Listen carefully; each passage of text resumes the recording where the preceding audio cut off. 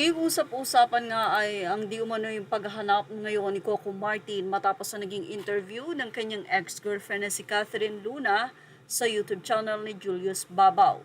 Kumalat sa social media ang di umano ay paghahanap ni Coco Martin kay Catherine Luna upang tulungan ito unang-una na maipa-opera ang kaliwang mata ng dating aktres at isama ito sa cast ng Batang Quiapo. Ayon sa mga netizen, isa lang ang way para matagpuan ni Coco Martin si Catherine Luna. Ito ay ang puntahan si Julius Babaw dahil since ito nga ang nakaalam ng lokasyon ng nasabing dating aktres at dating karelasyon ni Coco Martin. Humingi kasi ng tawad itong si Catherine Luna kay Coco sa nadrag kung napangalan nito noon matapos niyang sabihin na tila si Coco Martin ang ama ng kanyang anak. Ganun pa man, hindi nagkulang si Coco Martin dahil kahit hindi pa niya nalalaman kung talagang anak niya ang anak ni Catherine Luna ay sinuportahan niya ito. Ayon sa naging interview ni Julius Babaw kamakailan lamang kay Catherine Luna, gustong-gusto ng aktres na bumalik siya pero hindi niya alam kung paano, lalo na nga at may problema siya sa kanyang kanang mata. Kaya naman marami ang nanawagan kay Coco Martin na tulungan nga daw nito ang aktres. Mukhang nadinig naman ng nasabi nga pong sikat na aktor ang hiling ng mga netizen dahil yun nga ang bali-balita.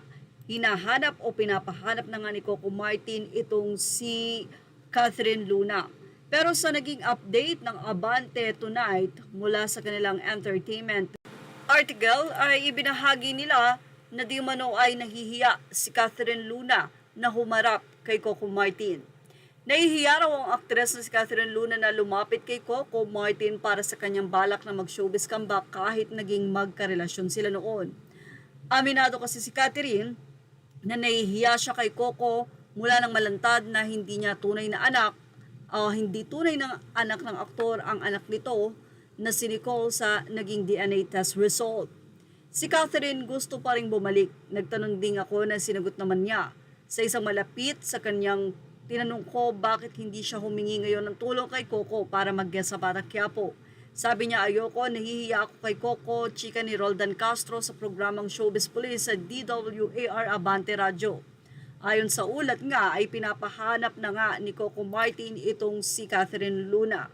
Pero mukhang hindi pa nga po pwede sa ngayon dahil tila buntis si Catherine. Ang naging sagot nga nito ay siguro tatapusin muna niya ang kanyang pagbubuntis. After noon na ipapa-opera siya ni Coco Martin sa kanyang kaliwang mata at magre-recover at siguro doon ay pwede nang pumasok si Catherine Luna sa Batang Quiapo kung saan ay pwedeng ang maging stepping stones para makabalik siya sa showbiz. Well, yan ang ating showbiz snap update. Thank you for watching. Images are all credit to the rightful owners.